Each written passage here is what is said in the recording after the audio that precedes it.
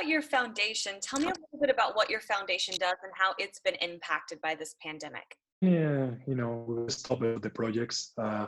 All my foundation is going for the kids. It's with kids around. We are in the schools. We do drug and alcohol programs. We do a lot of like diet, kind of like have a healthy diet, be active, and stuff like that. So it's a stuff now with all the classes and the online stuff they have. We cannot just add even more to them. They have so much on their plate, so we have to stop those projects. Other projects that keep going. We do playgrounds in hospitals back in Spain, just for the sick kids to be able to have a little bit of space of playing and being with their families, just the rooms. So there's stuff like still going on, but we almost have to stop everything else.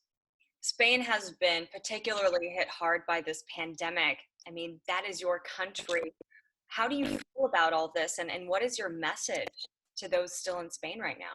Well, I have all my family and friends there, and it's been more than 2 weeks now that they just they're home without going out, just for the groceries and the pharmacy, and that everything else is banned. So they're good. My family's good. Everybody's good. I think now is a time where people start getting anxious, a little bit tired about being home and what's next. I think that the don't know part of everything is what get people a little bit more nervous, I think, because they don't see date, they don't see that light at the end of the tunnel, like when it's going to be back to normal.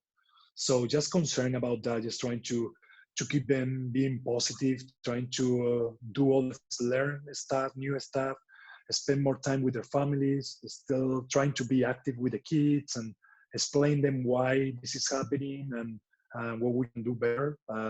So all those little things are what I'm trying to tell people, like this is what we got to do with what we have right now.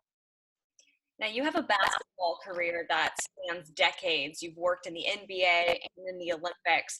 Things have gotten really tough for both of those organizations, the Olympics being postponed. And as you just said, the NBA, the players don't know when they're going to get a chance to play again. Have you ever seen or experienced anything quite like this in your career? And how do we move past it? Never. I think it's just about being patient. I think right now is the time to focus what they want us to do. I think everybody's taking really consideration of all those rules and the advising that they're giving us. I think now the Olympics moving one year, every big tournament is almost moving. And with the NBA, it's the same thing. It's just waiting and see what's next, what the steps are the people are allowed us to do, and we'll see. We all want to be back at playing basketball, but first of all, it's the people, it's the health of everyone. And when things are going well and we start going back to normal, we don't know what kind of a normal will be. That's when we can think about something else, NBA, Olympics, or whatever sport we're thinking. What do you think the lasting effect of this pandemic will be on the world of basketball, good or bad, in sports and beyond? I think the technology and the being online more than maybe we used to. I think it's allowed to, we always thought maybe not as good as technology as we would like. I think really what we're seeing, there is a lot of situation where we can help each other through technology and video conferencing, able to teach the kids other things, not just playing video games or do something that people think is bad. I think there is a good thing about all this. Just putting in value what we're missing. We're missing being out with people, with friends.